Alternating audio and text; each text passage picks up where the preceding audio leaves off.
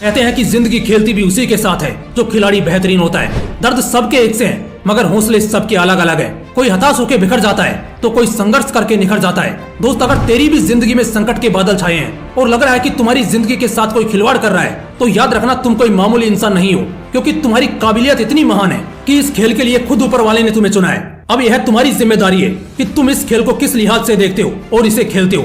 यह खेल बड़ा निराला है, क्योंकि इसमें तुम्हें कोई हराने वाला नहीं होता। यहाँ तुम्हारी हार भी तभी होती है जब तुम खुद उसे स्वीकारते हो। अगर तुम हार नहीं मानते और संघर्ष करते रहते हो तो आज नहीं तो कल यहाँ कामयाबी आपके कदम जरूर चूमती है। अगर विश्वास नहीं होता तो आज जो रियल लाइफ स्टोरी मैं आपको सुनाने वाला हूँ, इसे ध्यान से सुनना, क्योंकि इसे सुनकर आपको सिर्फ विश्वास ही नहीं होगा, आपका खून खोल जाएगा कुछ कर गुजरने के लिए। इतिहास में एक ऐसा इंसान भी था जिसकी कामयाब होने की आग देखकर ऊपर वाले ने उसके साथ एक खेल खेला, और वो खेल भी कोई छोटा मोटा नहीं था। इस खेल में उस इंसान ने लगभग अपना सब कुछ गंवा दिया। उसके पास कुछ बचा था तो वो थी उसके मन में जलती वो आग जो बस कामयाब होने के लिए धधक रही थी। और अंत में इसी आग ने उसे उस मुकाम पर पहुंचाया जहां लोग सिर्फ कामयाब नहीं होते, बल्कि वो ऐसी कामयाबी को हासिल करते हैं कि उनका नाम इतिहास में दर्ज हो जाता है और कभी मिटाने से भी नहीं मिटता। इतिहास के पन्नों में दर्ज ऐसे ही महान शख्सियत की कहानी मैं आपको सुनाने जा रहा हूँ। बस याद रखना कि इस कहानी को एक कान से सुनकर दूसरे कान से मत निकाल देना। उसे अपने दिल और दिमाग में इस कदर बिठा लेना कि जब तुम्हें ऐसा खेल खेलना पड़े तब तुम इसी कहानी को याद करके अपनी जीत पक्की कर सको।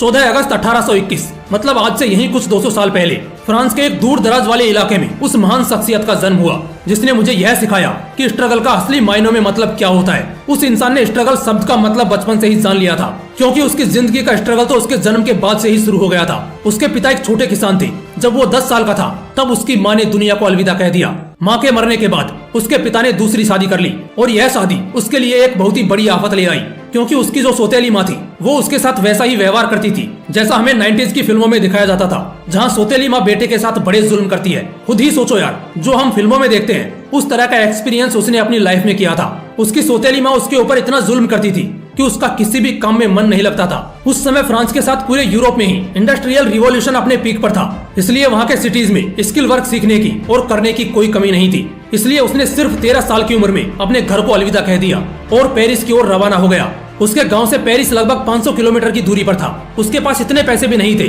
कि वो किसी गाड़ी से पेरिस पहुंच सकता था, इसलिए उसने यह 500 किलोमीटर का सफर पैदल चल के पार किया। उसे यह डिस्टेंस चल के पार करने में 2 सालों का समय लगा। इन 2 सालों के सफर में उसने अपने पेट को संभाले रखने के लिए कई जगह काम किया। जहाँ सिर ढकने के लिए जगह मिली उसने वहाँ रातें काटी। लेकिन 13 साल की उम्र में शुरू हुआ ये सफर 15 साल का होने के बाद खत्म हुआ। सोच रहे हो उस इंसान का अपने सपने के प्रति डेडिकेशन कितना विशाल रहा होगा। लेकिन उसकी लाइफ की असली जर्नी तो यहाँ से शुरू हुई। जैसे ही ये पेरिस पहुंचा, यहाँ उसके लिए सब नया था। वो जिस इलाके में था और जिस जगह खड़ा था वो बिल्कुल ही अलग थी। जो काम वहाँ हो रहा था, जिस तरह वहाँ लोग अपना जीवन बिता रहे थे, उन्हें देखकर उसे एक बात की तो पक्की गारंटी थी कि इस अनजान दुनिया में वो एक जाना माना नाम बनने वाला है। और इसके लिए जो ताबड़तोड़ मेहनत होने वाली थी उसके लिए भी उसने कमर कस ली और अपनी टूटी फूटी स्किल्स के साथ काम की तलाश में लग गया। जैसे कि मैंने पहले बताया, उस समय फ्रांस में इंडस्ट्रियल रिवॉल्यूशन अपने पीक पर था, इसलिए उसे काम आसानी से मिल गया। लेकिन इस काम से उसे उतना ही पैसा मिलता था जिससे कि वो अपना पेट भर सके। सिर ढकने के लिए भी उसके पास कोई छत नहीं थी, इसलिए उसने ठंडी, गर्मी और बारिश ऐसे सभी दिनों को अपने ऊपर एक कंबल ओढ़कर काटा। पर उसे इस बात से कोई गिला शिकवा नहीं था। उसे बस अपने काम की चिंता रहती। वो जो काम कर रहा था उसे अपने काम में माहिर होना था, प्रोफेशनल बनना था। इसी कारणवश उसने उतने से पैसों में भी संतोष कर लिया।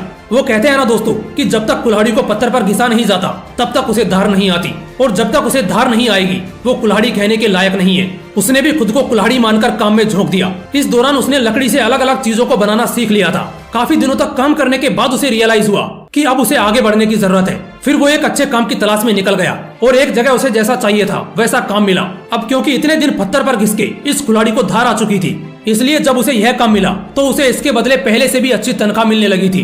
वो अपने काम में इतना माहिर हो चुका था कि जिस कलाकारी से वो लकड़ी और लेदर की चीजें बनाता, उसे देखकर उसका मालिक भी उससे काफी इम्प्रेस हो गया। उसकी कलाकारी से बनी चीजें पेरिस में काफी पॉपुलर होने लगी थी।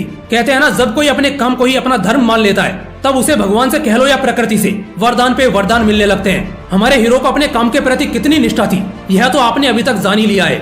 इसी निष्ठा को देखकर उसकी लाइफ में एक और पॉजिटिव घटना घटी। इसी दौरान एक जगह से दूसरी जगह सामान ढोने के लिए फ्रांस में ट्रेन भी शुरू हो चुकी थी। आप सोच रहे होंगे ट्रेन के शुरू होने से क्या फायदा हो सकता है। दोस्तों, ट्रेन शुरू होने से हमारे हीरो की लाइफ ने एक नया मोड़ ले लिया, क्योंकि सामान ढोने के लिए तिजोरी जैसे बड़े बड़े बॉक्सेस की जरूरत होती थी। इसलिए जब ट्रेन शुरू हुई तब इन बॉक्सेस की डिमांड कई गुना बढ़ गई। हमारे हीरो ने इस अवसर का फायदा उठाने का सोचा और बॉक्सेस बनाना शुरू किया। लेकिन जैसे कि हमने अब तक कहानी में जान लिया है कि हमारा हीरो कोई साधारण इंसान नहीं था, वो तो एक कलाकार था। इसलिए जब कंपटीशन बढ़ने लगा तब उसने कुछ नया करने का सोचा। इसी दौरान उसने बॉक्स इंडस्ट्री में लूप होल खोज निकाली। उसने पाया कि उस वक्त जो बॉक्सेस बन रहे थे वो ऊपर से राउंड होते थे, जिस वजह से एक के ऊपर एक बॉक्सेस को नहीं रखा जा सकता था। उसने ये भी पाया कि बॉक्सेस लेदर की बनी होती थी, इसलिए वो बारिश में भीगकर जल्दी खराब हो जाती थी। इसलिए उसने बॉक्सेस को फ्लैट बनाना शुरू किया और लेदर की जगह उसने कैनवास का यूज करना शुरू कर दिया, जो वाटर प्रूफ भी होता है और टिकाऊ भी। इन बदलाव के साथ उसने बॉक्सेस बनाई और बेचना शुरू किया और देखते ही देखते बॉक्सेस की इंडस्ट्री में उसने खुद की ही मोनोपोली स्थापित कर ली। उसके सामने कोई भी नहीं टिक पाया। वो इतना ज्यादा पॉपुलर हुआ कि फ्रांस की महारानी ने उसे अपना पर्सनल बॉक्स मेकर बना लिया। इसके बाद और भी कई शाही लोगों ने उससे ही बॉक्स बनवाना शुरू कर दिया। उसके पास अच्छा खासा पैसा जमा हो चुका था, इसलिए उसने अपना खुद का वर्कशॉप खोल लिया। उसकी कारीगरी का जादू पूरे फ्रांस में इस कदर छा गया था कि उसने कलाकारी के क्षेत्र में कई अवार्ड जीते। लेकिन ये जिंदगी का खेल है, इसमें कामयाबी मिलने के बाद भी संघर्ष रुकता नहीं, वो चलता ही रहता है। हमारे हीरो की जिंदगी में फ्रांसी पर्शियन वार ने एक नया संघर्ष शुरू कर दिया। इस युद्ध के दौरान फ्रांस में सब कुछ नष्ट हो चुका था, लेकिन इस संघर्ष के दौरान उसको अकेले संघर्ष नहीं करना था, बल्कि इस बार तो उसका पूरा परिवार उसके साथ था। जब युद्ध थमा और वो शहर वापस आई तब उनकी पूरी वर्कशॉप बर्बाद हो चुकी थी। लेकिन उसने अपनी लाइफ में हारना नहीं सीखा था। इस बार भी वो कहां हार मानने वाला था। उसने अपनी वर्कशॉप फिर से खड़ी करी और बस कुछ ही दिनों में उसकी वर्कशॉप पहले से भी ज्यादा चलने लगी।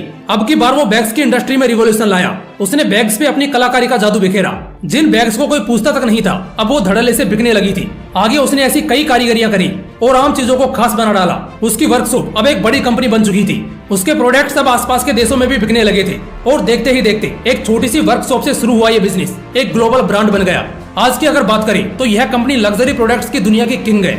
यह लग्जरी प्रोडक्ट्स में दुनिया की सबसे ज्यादा वैल्यूएबल कंपनी है और यह कंपनी जिस इंसान के खून पसीने से बनी है, मतलब कि जिस शख्सियत की जीवन गाथा आज हम सबने जानी, वो इंसान है लुइस विटॉन, जिनके नाम से ही आज यह कंपनी चल रही है। आप सोच रहे होंगे कि ठीक है, लुइस विटॉन ने बड़ी कंपनी खड़ी कर दी, तो क्या इसी वजह से इनका नाम इतिहास में दर्ज हुआ? नहीं।